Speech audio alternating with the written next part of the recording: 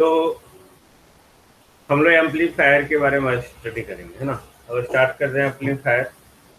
इसमें एम्पलीफायर का हम लोग डिटेल करेंगे। ओके, तो फर्स्ट ऑफ ऑल हम लोग एम्पलीफायर का डेफिनेशन देखते हैं।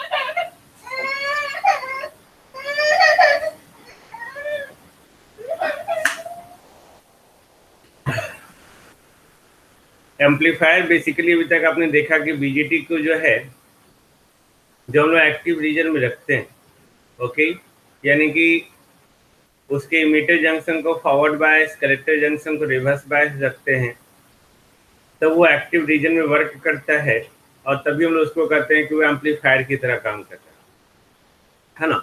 तो एक्चुअली एम्पलीफायर है क्या? तो हम लोग जब बीजेटी को इस्तेमाल कर रहे हैं एम्पलीफायर की तरह, तो आपको बीजेटी एम्पलीफायर जो है एक इलेक्ट्रॉनिक सर्किट होगा। नहीं, then amplifier is an electronic circuit जो कर क्या रहा है। मैंने पहले बोला कि एम्पलीफायर मतलब कि एम्पलीफाई करना, सिग्नल के स्ट्रेंथ को बढ़ाना, है ना।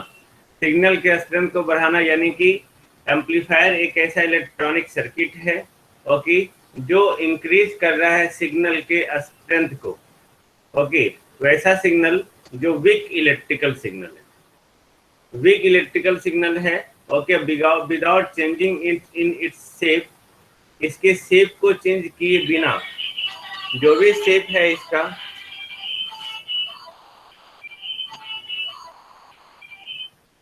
ये शेप है इसका, ओके, इस शेप को चेंज किए बिना सिर्फ इसके एम्पलीट्यूड को बढ़ाना,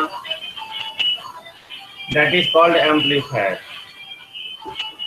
ओके, इसके शेप को चेंज किए बिना कहने का मतलब क्या हो गया कि एम्पलीफायर जो है सिग्नल के एम्पलीट्यूड को सिर्फ बढ़ाता है, ओके, लेकिन उसके वेव शेप को, यानी कि उसका जो है शेप, ये शेप चेंज नहीं होना चाहिए। अगर साइनोसॉइडल है तो साइनोसॉइडल होगा, साथ साथ इसका फ्रीक्वेंसी भी चेंज नहीं होना चाहिए। Got it? The amplifier increases its amplitude only, okay, there is no any change in its frequency, there is no any change in its wave shape of the signal, okay. तो amplification instrument that amplitude magnification, है ना। Amplitude को बढ़ाने के लिए हम लोग जो इस्तेमाल कर रहे हैं दैट इज कॉल्ड एम्पलीफिकेशन। यही कारण है कि एम्पलीफायर को जो हम लोग कहते हैं उसको एम्पलीट्यूड मैग्नीफायर करते हैं। एम्पलीफायर जो बना है एम्पलीट्यूड प्लस मैग्नीफायर, ओके, तो amplitude magnifier that is called amplifier, यानी कि एम्पलीफिकेशन होना है, ओके, किसका? मैग्नीट्यूड का। तो यही एम्पलीफायर हो गया। तो आगे जाके हम देखेंगे जो वोल्टेज एम्पलीफायर है, ओके, वोल्टेज एम्पलीफिकेशन है, वोल्टेज को एम्पलीफाई करते हैं, that can be increased by using the transistor with higher beta, यानी कि वैसा ट्रांजिस्टर हम इस्तेमाल करेंगे जिसका बीटा ज्यादा हो, ओके, और कलेक्टर रेसिस्टेंस को बढ़ाकर जो है हम लोग वोल्टेज को एम्पलीफाई करते हैं। हाउ? हम लोग आगे सर्किट में देखेंगे। नो, देखिए एम्पलीफायर का बेसिक डेफिनेशन हो गया जो आप याद रखेंगे, आगे काम देगा ना। हम लोग बात कर रहे हैं दूसरे टॉपिक पे, that is called signal variation. Signal variation, है ना। सिग्नल वेरिएशन है क्या? ओके, सिग्नल वेरिएशन क्या है? Simple, it is the maximum change in the value of current और voltage with respect to DC value, यानी कि जो भी डीसी वैल्यू होगा करंट का, वोल्टेज का, ओके, उसके रिस्पेक्ट में करंट और वोल्टेज में मैक्सिमम चेंजेस कितना हो रहा है, that is called signal variation. Got it? यानी कि अभी हम लोग भी दिखाएंगे, ओके, कि कैसे हम लोग वैरी करवाते हैं। तो सिग्नल वेरिएशन मतलब मान लेते हैं ये डीसी वैल्यू है हमारा, ये डीसी वैल्यू है, ओके, ये डीसी वैल्यू मान लेते हैं ये 20 एम्पीयर। तो इसके रिस्पेक्ट में कितना सिग्नल वेरी कर रहा है, ओके, ये भी देखो सिग्नल वेरिएशन है। मान लेते हैं ये जो है आपका 22 है और ये 18, कितना एम्पीयर का वेरिएशन हुआ? 2 एम्पियर का नहीं, with respect to DC value. और ये देखो यहाँ पे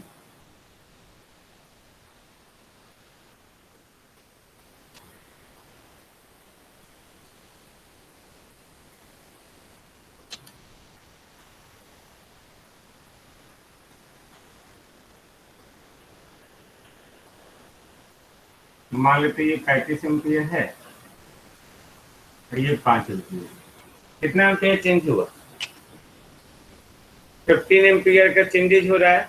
this is called signal variation, यानी कि इसके डीसी के रिस्पेक्ट में, यहाँ पे देखो ये जो हम लोग बनाते हैं ये साइनोसॉइडल वेव, ओके, ये +1 ये -1 ये 0, इसका डीसी वैल्यू जो है वो 0 है।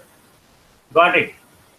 ये प्योर साइनोसॉइडल क्वांटिटी है जिसमें ये वैल्यू जो है ये डीसी वैल्यू को इंडिकेट कर रहा है। इस डीसी वैल्यू के रिस्पेक्ट में जो भी चेंजेज हो रहा है that is called signal variation. Clear है? क्लियर है ना? ये सिग्नल वेरिएशन हो रहा है 1 एम्पियर का। यहाँ पे डीसी वैल्यू जो है वो 20 एम्पियर। तो 20 एम्पियर के रिस्पेक्ट में देखो यहाँ पे ये 2 एम्पियर का चेंज हो रहा है, ये जो है 15 एम्पियर का चेंज हो रहा है। This is called signal variation. Clear है ना? तो based upon signal variation, signal variation पे बेस्ड हम लोग एम्पलीफायर को जो है 2 तरह से कैटेगराइज करते हैं। ओके, 2 तरह से कैटेगराइज करते हैं। पहला है small signal amplifier, small signal amplifier, and दूसरा है large signal amplifier.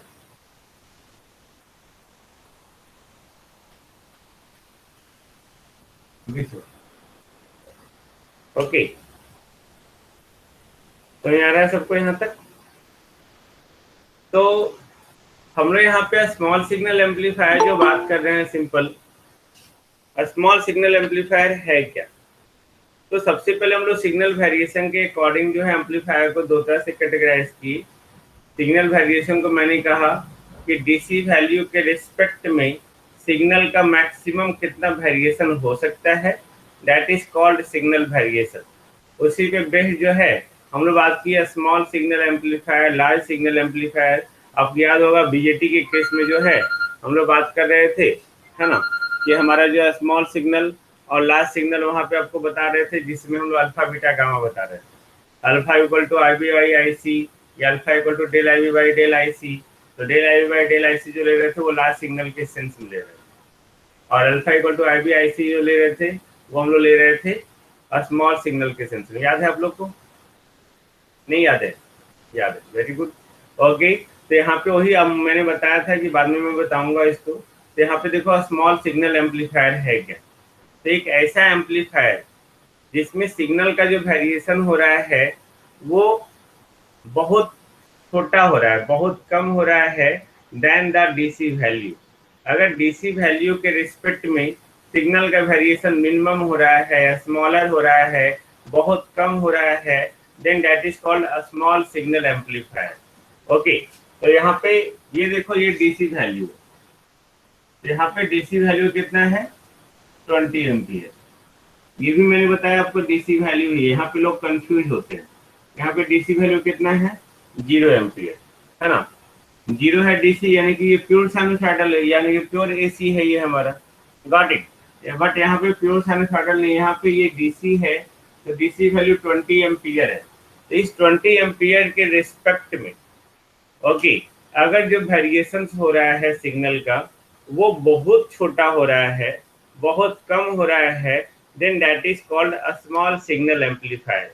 Just like देखो यहाँ पे ये जो चेंजेज हो रहा है, ओके, डेल आई बी अगर मान लेते हैं ये आई बी है हमारा, ओके, तो आई बी को हम लोग माइक्रो एम्पियर मीजर करते हैं, है ना, माइक्रो एम्पियर, ये सारा माइक्रो एम्पियर ही है। ओके, तो डेल आई बी सिग्नल में चेंजेस कितना हो रहा है? ±2 माइक्रो एम्पियर। नहीं, सिग्नल में वेरिएशन कितना हो रहा है, +2 ऊपर +-2 नीचे, यही है ना भाई। ओके, तो यहाँ पे जो सिग्नल का वेरिएशन हो रहा है +-2, तो 2 तो 20 के रिस्पेक्ट में बहुत छोटा है, नहीं है, 2 जो है 20 के रिस्पेक्ट में बहुत छोटा है, इसलिए वैसे सिग्नल एम्पलीफायर को हम लोग बोलेंगे स्मॉल सिग्नल एम्पलीफायर। ओके, तो ये हो गया स्मॉल सिग्नल एम्पलीफायर।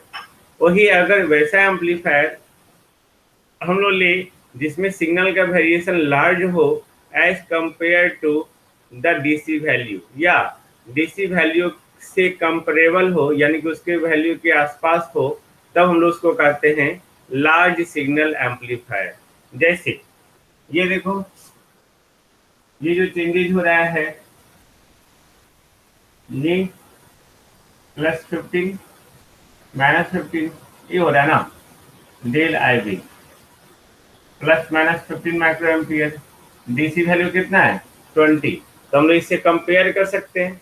यहाँ पे जो चेंजेज हो रहा है, सिग्नल का वेरिएशन हो रहा है, वो 15 माइक्रो एम्पियर का चेंजेज हो रहा है। ओके, तो वैसे सिग्नल एम्पलीफायर को कहेंगे लार्ज सिग्नल एम्पलीफायर।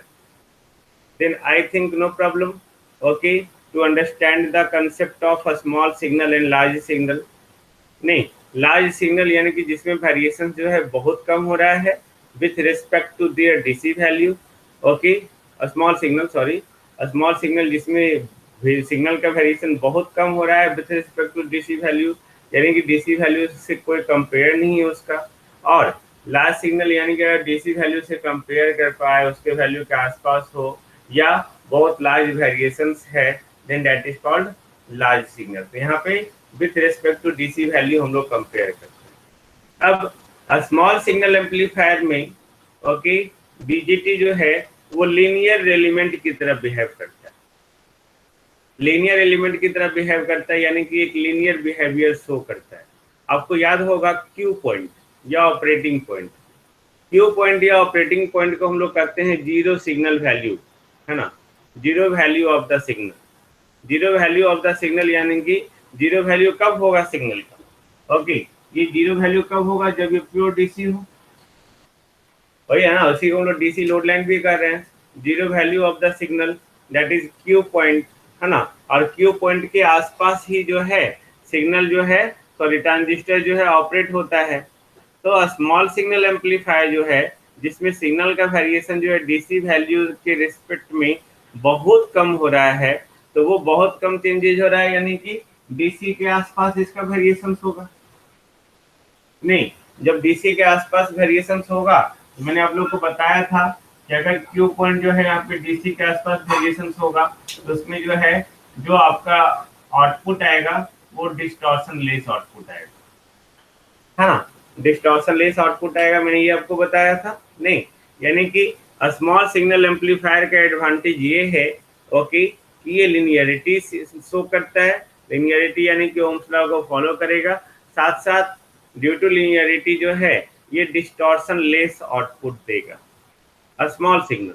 वही अगर लार्ज सिग्नल हुआ, हाँ, लार्ज सिग्नल हुआ यानी कि सिग्नल का वेरिएशन देखो बहुत ज्यादा हो रहा है, तो सिग्नल का वेरिएशन अगर बहुत ज्यादा हो रहा है, ओके, तो ये देखो सिग्नल आपका ये क्या हो गया, कट गया, है ना, कट गया, तो ये क्या हो गया, डिस्टॉर्टेड आउटपुट आया। मैंने बताया था आपको, नहीं, डिस्टॉर्टेड आउटपुट आएगा, यानी कि आपका जो है लार्ज सिग्नल वेरिएशंस में जो है आपका सिग्नल का जो आउटपुट होगा, जो बिहेवियर शो करेगा, वो नॉन लीनियर बिहेव करेगा, और नॉन लीनियर बिहेव करेगा तो वहां पे जो आउटपुट आएगा वो कैसा आउटपुट आएगा, डिस्टॉर्टेड आउटपुट आएगा। क्लियर है, डिस्टॉर्टेड आउटपुट आएगा, तो याद रखेंगे ये आपको पूछता है, ओके, एग्जाम में, है ना। तो एडवांटेज स्मॉल सिग्नल का ये है कि ये जो हम लोग वोल्टेज एम्पलीफायर की, सॉरी, एडवांटेज ये है कि ये जो है लिनियरिटी के कारण जो है वहां पे वो डिस्टॉर्शन लेस आउटपुट देता है ना, लिनियरिटी के चलते जो है डिस्टॉर्शन लेस आउटपुट देता है, और नॉन लिनियरिटी के चलते जो है लार्ज सिग्नल जो है वो डिस्टॉर्टेड आउटपुट देता है। बट लार्ज सिग्नल का भी एडवांटेज, लार्ज सिग्नल का एडवांटेज ये है, ओके, कि ये इसका आउटपुट जो है ज्यादा आएगा, है ना, as compare to a small signal. Small signal में आउटपुट जो है कम आता है और लार्ज सिग्नल में आउटपुट ज़्यादा आता है, आउटपुट करंट ज़्यादा, आउटपुट वोल्टेज ज़्यादा, यानी कि आउटपुट पावर ज़्यादा, यानी कि ये जो सप्लाई करेगा वो ज़्यादा डीसी पावर को सप्लाई करेगा, ज़्यादा आउटपुट पावर देगा। तो यही कारण है कि जहाँ पे लो आउटपुट दे, है ना, लो आउटपुट दे, तो लो आउटपुट किस सेंस में आ रहा है, स्मॉल सिग्नल के केस में। तो स्मॉल सिग्नल के केस में लो आउटपुट आ रहा है, तो वो हम लोग उसको यूज करते हैं वोल्टेज एम्पलीफायर की तरह। तो याद रखेंगे, ओके, स्मॉल सिग्नल एम्पलीफायर को वोल्टेज एम्पलीफायर की तरह यूज करते हैं। वही अगर लार्ज सिग्नल है हमारा, तो लार्ज सिग्नल का आउटपुट लार्ज आ रहा है, हाई आ रहा है, यही कारण कि हम लोग उसको जो यूटिलाइज करते हैं पावर एम्पलीफायर की तरह। जो आप नेक्स्ट सेमेस्टर में पढ़ेंगे वोल्टेज एम्पलीफायर और पावर एम्पलीफायर, यानी कि आप जो वोल्टेज एम्पलीफायर का स्टडी करेंगे वो हमेशा स्मॉल सिग्नल एम्पलीफायर की तरह पढ़ेंगे, और लार्ज सिग्नल एम्पलीफायर की तरह जो पढ़ेंगे वो पावर एम्पलीफायर में पढ़ेंगे। क्लियर?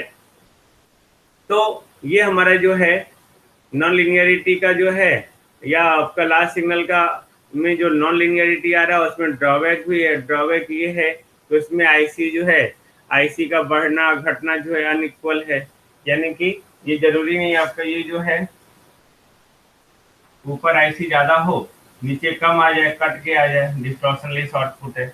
ओके, तो उसके चलते जो है वेव फॉर्म डिस्टॉर्टेड हो जा रहा है, जो मैंने पहले ही बताया। तो ये हमारा था सिंपल सिग्नल एम्पलीफायर। ओके, और सिग्नल एम्पलीफायर में जो है small signal, large signal amplifier, उसका definition I think no problem, है ना। अब हम लोग जो ट्रांजिस्टर का स्टडी करेंगे वो स्मॉल सिग्नल मॉडल का स्टडी करेंगे। ओके, स्मॉल सिग्नल मॉडल का स्टडी करेंगे। तो स्मॉल सिग्नल यानी कि अंडरस्टूड है कि डीसी के रिस्पेक्ट में जो है सिग्नल का वेरिएशन जो होगा वो क्या होगा, बहुत स्मॉल होगा। तो वैसे सिग्नल का जो है हम लोग मॉडल तैयार करेंगे बीजेटी के रूप में, और यहाँ पे उसी का स्टडी करेंगे। ओके, जस्ट सी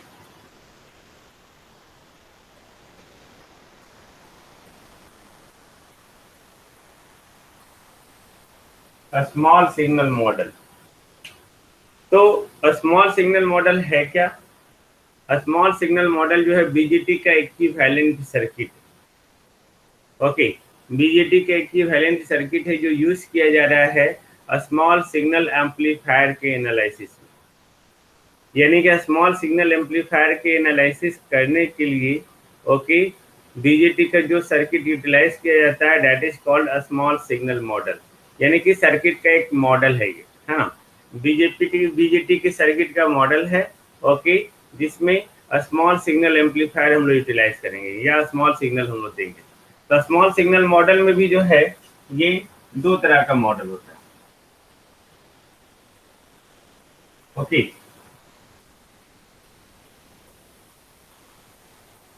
लो फ्रीक्वेंसी मॉडल,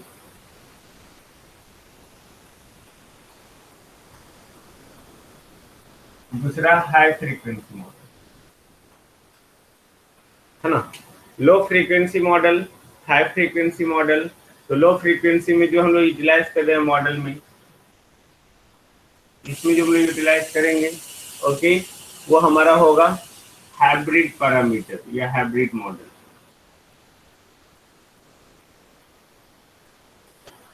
और H parameter model. I think आपने पढ़ लिया है 2 पोर्ट में एच पैरामीटर, है ना, एच पैरामीटर मॉडल। ओके, उसी तरह पाई मॉडल, उसी तरह टी मॉडल। ओके, तो यहाँ पे pi model, T model, hybrid model या एच मॉडल, ये सारा जो लो फ्रीक्वेंसी मॉडल। इसी में जो है हाई फ्रीक्वेंसी में जो है बस हाई फ्रीक्वेंसी में भी हम लोग जो है पाई मॉडल पढ़ते हैं और हाई फ्रीक्वेंसी टी मॉडल। ये आपका दो तरह का मॉडल होता है। तो ये जो आपका मॉडल है, ओके, ये जो आपका मॉडल है इसको हम यूज करते हैं बीजेटी एम्पलीफायर। बीजेटी एम्पलीफायर को एनालाइज करने के लिए इस मॉडल का, इस सर्किट का इस्तेमाल होगा। मॉडल मतलब हट, ये मॉडल बोलते हैं ना, ये मॉडल है, वो मॉडल है, ये बॉल का मॉडल है, ये टीवी का मॉडल है, ये डमी है या पिक्चर दुनिया में मॉडल में बात करते हैं, ये देखो मॉडल है, मतलब बोलते हैं ये मॉडल हीरोइन बन गई, ये मॉडल हीरो बन गया। तो मॉडल मतलब एक नमूना है, सिंपल है ना, एक रिप्रेजेंटेशन है, उसका अपना कोई एग्जिस्टेंस नहीं है, मॉडल है। ओके, तो मॉडल मतलब एक सैंपल सर्किट। ओके, सर्किट का मॉडल, सर्किट का सैंपल। तो यहाँ पे ये सब जो मॉडल है यानी कि एक सर्किट का फॉर्म है, हाँ कंस्ट्रक्शन बोल सकते हैं। ओके, और ये मॉडल जो हम लोग यूटिलाइज कर रहे हैं बीजेटी को एनालिसिस करने के लिए यूटिलाइज कर, अभी तक हम लोग बीजेटी का फंडामेंटल स्टडी किए थे, अब बीजेटी को हम लोग एनालाइज करेंगे। ओके, बीजेटी एम्पलीफायर को एनालाइज करेंगे किस फ्रीक्वेंसी पे, यहाँ पे जो लो फ्रीक्वेंसी है एक्चुअली वो low frequency, low and medium frequency model के इस्तेमाल। आगे हम लोग देखेंगे लो एंड मीडियम फ्रीक्वेंसी होता क्या है, और इसको जो हम यूटिलाइज करेंगे वो हाई फ्रीक्वेंसी मॉडल की तरह से। तो लो फ्रीक्वेंसी मॉडल लिखा हुआ है बट एक्चुअली ये लो और मीडियम ओके दोनों के लिए अप्लाई होता है, और हाई फ्रीक्वेंसी में जो है सिर्फ हाई फ्रीक्वेंसी मॉडल का हम लोग इस्तेमाल करते हैं, है ना। तो हम लोग यहाँ पे एक एक करके मॉडल पढ़ते हैं। I think no problem regarding this, आगे स्टडी करें हम लोग।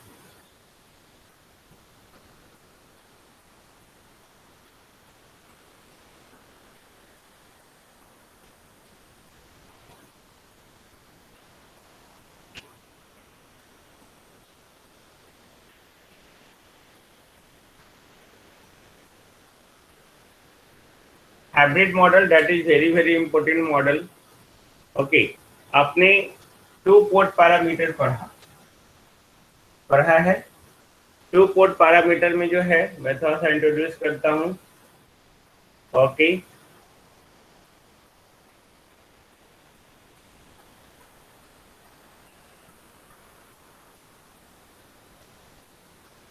टू पोर्ट पैरामीटर में आपको याद है एक पोर्ट रहता है, सॉरी 2 पोर्ट में 2 पोर्ट रहता है, एक सर्किट रहता है, उसमें 2 टर्मिनल इनपुट 2 टर्मिनल आउटपुट है ना। इसमें जो है इस तरह से आपका बना हुआ रहता है, दिस वन दिस वन, ये V1 ये I1 ये V2 ये I2, यही था ना 2 पोर्ट, है ना। यहाँ पे 2 पोर्ट 12 मिनट का वीडियो था दोनों मिला के, आई थिंक आपने देखा होगा। ओके, तो यहाँ पे 2 पोर्ट के कॉरेस्पॉन्डिंग जो है ओके हम लोग यहाँ पे 4 वेरिएबल था, 4 में हम लोग जो है 2 को इंडिपेंडेंट वेरिएबल मानते हैं और 2 को डिपेंडेंट वेरिएबल मानते हैं, और उसी के अकॉर्डिंग जो है हम लोग 2 पोर्ट में 6 पैरामीटर स्टडी करते हैं। एक Z parameter, impedance parameter, Y parameter, admittance parameter, H parameter, hybrid parameter. Okay, T parameter, transmission line parameter, जो अपने सेमेस्टर में पढ़ेंगे ट्रांसमिशन लाइन में। ओके, इनवर्स हाइब्रिड पैरामीटर जिसको जी पैरामीटर कहते हैं, इनवर्स टी पैरामीटर जिसको टी टाइप्स पैरामीटर कहते हैं, ये सब आपने पढ़ा है ना। तो ये सब सारा स्टडी करने के बाद ओके आपने वहाँ पे देखा तो वहाँ पे हाइब्रिड मॉडल में जो है हम लोग इंडिपेंडेंट वेरिएबल लेते हैं I1 और V2 और डिपेंडेंट लेते हैं V1 और I2। ओके, तो यहाँ पे अगर हम लोग हाइब्रिड मॉडल बनाने का कोशिश करें, ये जो है 2 पोर्ट नेटवर्क है, V1 I1 V2 I2, hybrid यानी कि H11 H12 H21 H22 all of you know. नहीं, इसमें इंडिपेंडेंट वेरिएबल जो है, इंडिपेंडेंट वेरिएबल हम लोग क्या ले रहे थे I1 V2 और डिपेंडेंट वेरिएबल क्या ले रहे थे V1 I2। मिक्सअप है ना, हाइब्रिड मतलब मिक्सचर है। ओके, इम्पीडेंस पे आपने देखा होगा कि आपका जो है I1 I2 इंडिपेंडेंट वेरिएबल है, V1 V2 डिपेंडेंट कर रहा है उस पर। एडमिटेंस में जो है वाई पैरामीटर में I1 I2 डिपेंडेंट है, V1 V2 इंडिपेंडेंट है। हाइब्रिड में मिक्सचर है। ओके, मिक्सचर देखो एक का करंट दूसरे का वोल्टेज, एक का वोल्टेज दूसरे का करंट। ओके, इसका जो इक्वेशन है आपको याद होगा, डिपेंडेंट V1 को I1 V2 के टर्म में एक्सप्रेस करना है और I2 को भी I1 V2 के टर्म में एक्सप्रेस करना है। ओके, 1 1 तो H11 1 2 H12 2 1 H21 2 2 H22। Clear है? नहीं, अगर इसको मैट्रिक्स फॉर्म में लिखते तो V1 I2 equal to H11 H12 H21 H22 I1 V2। ये आपने 2 पोर्ट में इतना स्टडी करा, मैंने आपको रिपीट किया। क्लियर है? आई थिंक नो प्रॉब्लम, नहीं ना? अब हम लोग बीजेटी का हाइब्रिड मॉडल बना रहे हैं। बीजेटी का हाइब्रिड मॉडल बना रहे हैं, तो ये देखो बीजेटी, ध्यान से देखिएगा। ओके,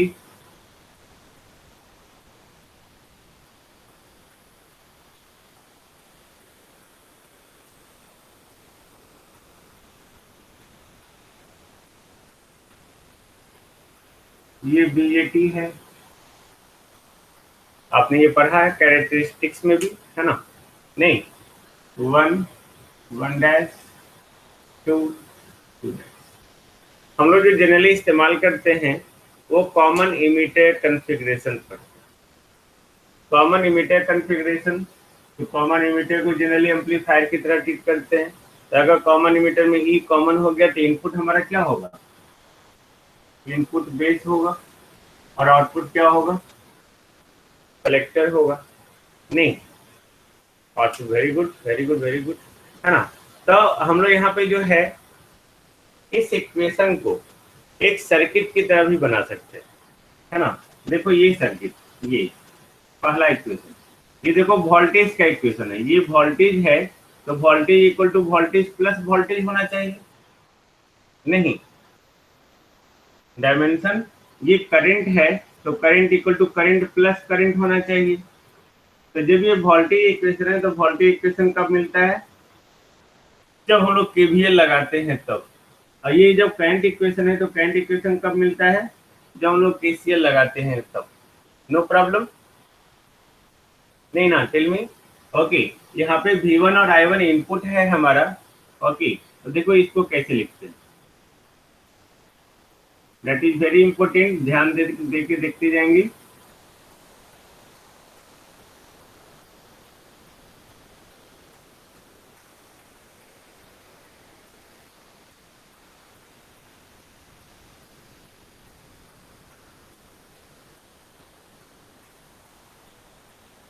इसमें केवीएल लगाओ, देखो केवीएल लगा रहे हैं, -V1 plus H11 I1 plus H12 V2 equal to 0 है, यही देखो, यही है,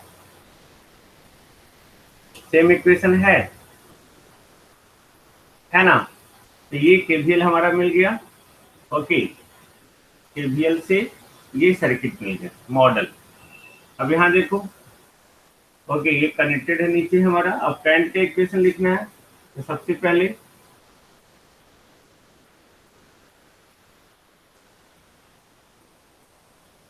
I2, करंट हम लोग एक नोड में लगाते हैं, है ना? करंट हम लोग पैरेलल में जोड़ते हैं, वोल्टेज सीरीज में जोड़ते हैं, तो इसलिए सीरीज कनेक्शन है, तो ये पैरेलल कनेक्शन होगा सबसे पहले। अब I2 equal to H21 I1, तो I1 तो इसमें है नहीं, है ना?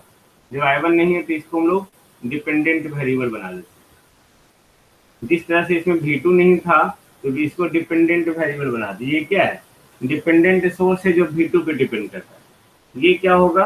H21 I1 dependent current source है जो करंट I1 पे डिपेंड करता है, साथ साथ ये H22।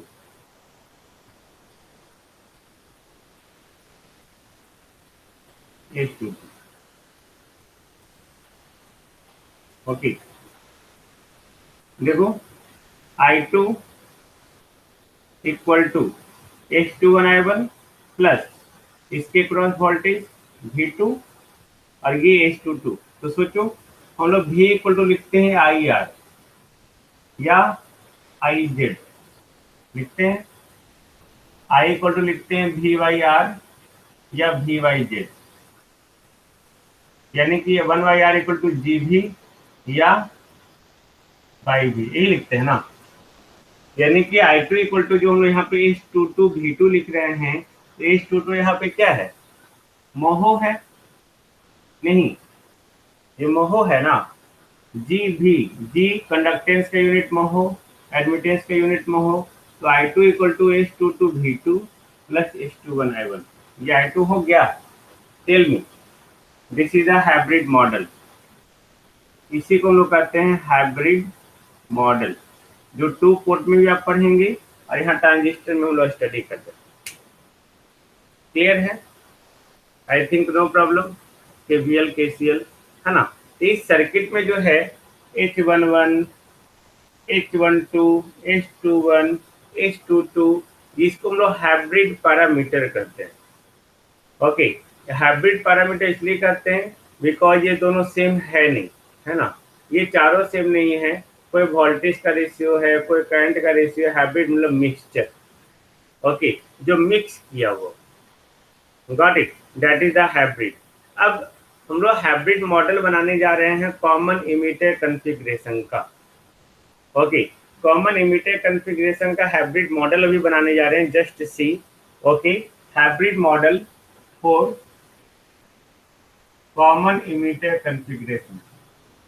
ओके, तो अगर ये कॉमन इमीटर कॉन्फ़िगरेशन है, कॉमन इमीटर कॉन्फ़िगरेशन है, तो I1 equal to IB, V1 equal to VB, I2 equal to IC, V2 equal to VC होगा।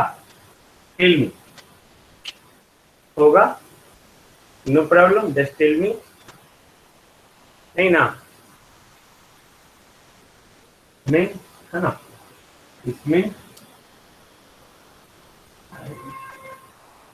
Okay, I think no problem. इसमें हम लोग मॉडल बनाने जा रहे हैं। अब सोचो, ठीक है, ये मॉडल यहाँ बना हुआ है।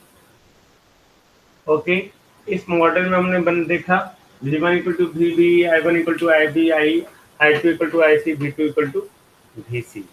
ओके, तो इसके कॉरेस्पॉन्डिंग हम लोग इक्वेशन लिख सकते हैं, V1 यानी कि VBE equal to H11, I1 equal to IB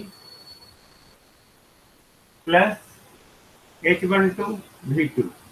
okay, just see H12 V2, H12 V2 VC, फिर I2 मतलब IC, H21 IB plus H22 VCE। Okay, यहाँ पे जो H11 है, H12 है, ओके, H11 H12, H11 मतलब यहाँ पे क्या है, HI इनपुट है, HIE। ओके, H11 मतलब HI, ओके, इस सेंस में HI। ओके, H12 मतलब हट, H12 मतलब HR, अभी हम इसका वैल्यू निकालेंगे, don't worry. HR, E for emitter, I for input, E for emitter, R for reverse, E for emitter, तो ये हो गया HR। H21, ओके, H21 मतलब HF और E फॉर इमीटर, ये हो गया HFE, HF। ओके, H22 यानी कि HO output, HOE this. Okay, अब देखो वेरी सिंपल है ये, है ना, ध्यान देने वाली बात है, ध्यान दीजिएगा यहाँ पे। ओके, यहाँ पे जो मैंने इक्वेशन लिखा है, ओके, देखो यहाँ पे HI इसको क्यों कह रहे हैं, HR क्यों कर रहे हैं, HF क्यों कर रहे हैं, HO क्यों कर रहे हैं, ये तो सिर्फ यहाँ पे लिखा हुआ है इमीटर कॉन्फ़िगरेशन के लिए, इसका यहाँ पे कोई अभी इम्पोर्टेंस नहीं।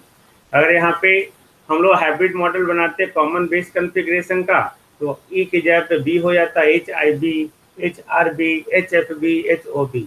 अगर वही कॉमन कलेक्टर कॉन्फ़िगरेशन का बनाते तो वो हो जाता है H I C, H R C, H F C, H O C. But basic meaning है H I, H R, H F, H ओ।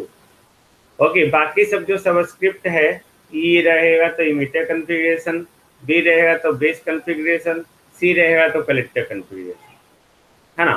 तब यहाँ पे हाइब्रिड पैरामीटर को हम लोग कैसे फाइंड आउट करेंगे? यहाँ पे V1 equal to V B,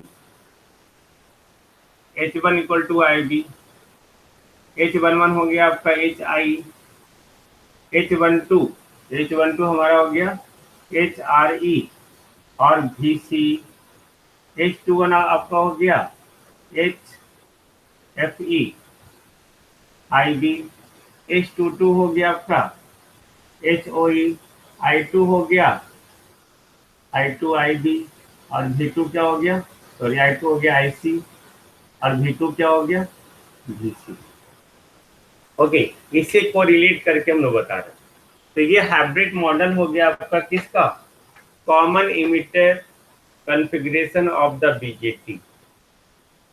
okay, अगर इसी ई की जगह पे जो है, ओके, अगर कॉमन बेस का देखेंगे तो कॉमन बेस हो जाएगा H I B, H R B, H O B, H F B. Okay, अगर कलेक्टर का लिखेंगे तो बी की जगह पे सी लिख देंगे, बस अंतर ही होगा। बाकी जो input current, output current, input voltage, output voltage जो होता है हर कॉन्फ़िगरेशन उसको लिख देंगे। देन आई थिंक आपको मॉडल बनाने में कोई प्रॉब्लम नहीं होना चाहिए। अब अगर हम लोग यहाँ पे देखते हैं सिंपल कि ये एक्चुअली है क्या, एच आई, H11 जिसको एच आई कह रहे हैं, ओके, उसको वो एक्चुअली है क्या, ये देखो इस इक्वेशन को 1 2।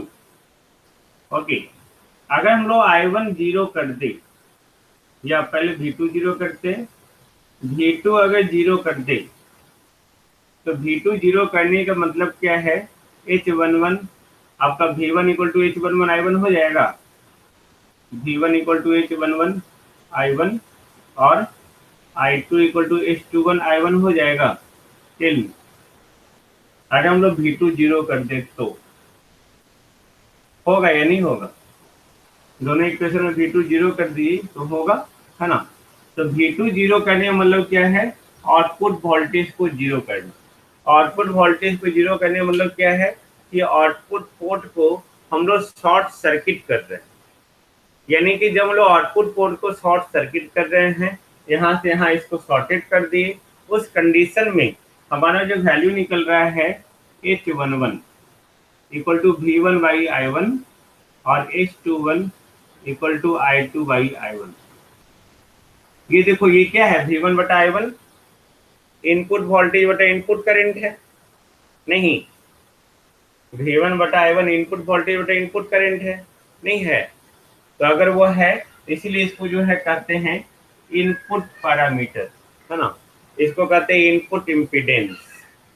ऑफकोर्स V बटा I है तो H I, I for input और एच हमारा है, लेकिन इम्पीडेंस इसका यूनिट है तो आई फॉर इनपुट, इसलिए हमने यहाँ पे इसको एच आई लिखे हैं, और इसका यूनिट ओम है इसलिए इसको इम्पीडेंस करते हैं। क्लियर है? यहाँ पे देखो ये करंट का रेशियो है, ये output current by input current है ना। Output current by input current है, यानी कि इसको लोग कहते हैं forward current ratio, forward current ratio H F. I2 output by input है तो इसलिए इसको फॉरवर्ड करंट रेशियो कहते हैं, है ना, फॉरवर्ड करंट रेशियो। करंट का रेशियो है तो यूनिट लेस है, तो कोई यूनिट नहीं है ये, है ना, और चूंकि फॉरवर्ड है इसलिए इसको एच एफ लिखते हैं। तो यहाँ पे V1 मतलब हट VBE, यानी कि एच आई इक्वल टू क्या हो जाएगा, VBE बाई इनपुट करंट क्या है IB। ओके, एच एफ क्या हो जाएगा आपका I2, I2 मतलब IC बाई IB, है ना। IC बाई IB, ये एक्चुअली क्या है? IC बाई IB क्या है आपका? एम्प्लीफिकेशन फैक्टर है, beta beta beta equal to IC by IB है, बीटा है ये एक्चुअली एक्चुअली HF जो है वो बीटा ही है, बट यहाँ पे हाइब्रिड पैरामीटर के टर्म में लिख रहे हैं क्योंकि हम लोग हाइब्रिड मॉडल बना रहे हैं। ये एक्चुअली बीटा ही है, और ये HI जो है वो इनपुट रेसिस्टेंस है ना, input voltage by input current, but ये हाइब्रिड टर्म के मॉडल में है, इसलिए इसको H के टर्म में लिख रहे हैं। तो इसलिए हम यहाँ पे HI लिख रहे हैं, जिससे आपको स्पष्ट पता चल सके कि ये एक्चुअली इनपुट रेसिस्टेंस है। HF लिख रहे हैं, आपको पता चल सकते हैं ये फॉरवर्ड करंट रेशियो है। Got it. उसी तरह अगर हम लोग जो है हम लोग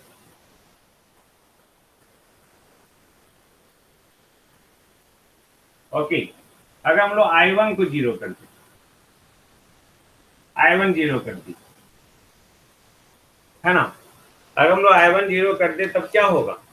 I1 जीरो मतलब heart, input current zero, input current zero मतलब हार्ट, इनपुट करंट जीरो मतलब हार्ट, IB जीरो है ना।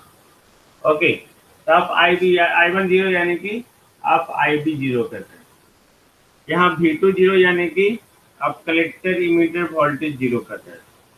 तो जब I1 जीरो की तब आपका V1 इक्वल टू आया H12 V2 और I2 इक्वल टू आया H22 V2। लिख सकते हैं हम लोग, तो मिटा ही देते हैं हम लोग।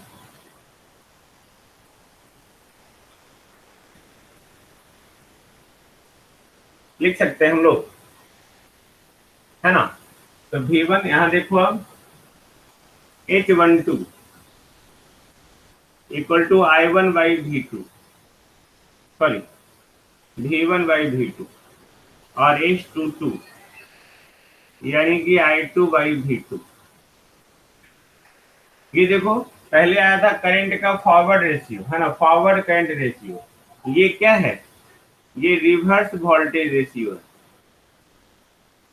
रिवर्स वोल्टेज रेशियो, जहाँ पे V1 आपका VBE है और V2 आपका VCE है। ओके, ये है रिवर्स के कारण जो है हम लोग इसको HR लिखते हैं, HR। ओके, ये देखो I2 बाई V2 ये आउटपुट है, बट इम्पीडेंस के रूप में नहीं, ये एडमिटेंस के रूप में है ना। ये यूनिट लेस है, जो जिसमें HR और HF लगा हुआ ये दोनों यूनिट लेस है। ओके, HI इनपुट इम्पीडेंस है जिसका ओम यूनिट है और इसका मोहो यूनिट। ओके, तो मोहो यूनिट होने के कारण जो है ओके मोहो, तो ये देखो चारों मिक्सचर है, एक आपका आया ओम यूनिट, एक मोहो और दो यूनिट लेस। यूनिट लेस में भी एक वोल्टेज का रेशियो, एक करंट का रेशियो, एक वोल्टेज बटा करंट आया, एक करंट बटा वोल्टेज। देखो ये वोल्टेज बटा करंट, ये करंट बटा वोल्टेज H22, ये हमारा क्या हो गया? आउटपुट एडमिटेंस है ना। I2 मतलब IC और V2 मतलब VC, जिसको लिख रहे हैं HO।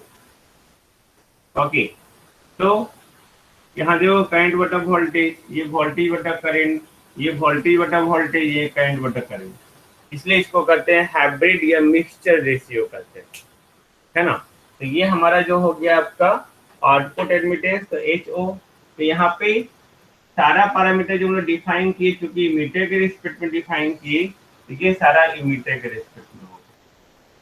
Clear? Then I think no problem.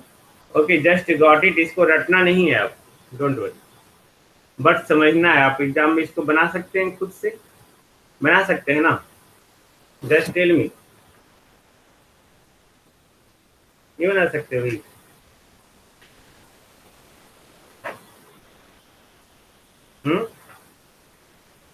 Okay,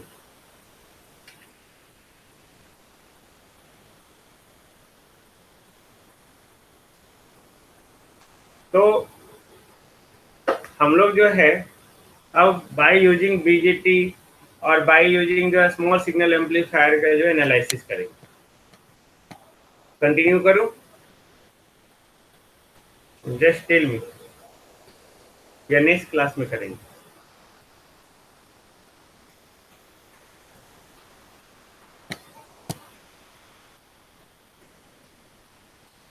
next class में करेंगे। ठीक।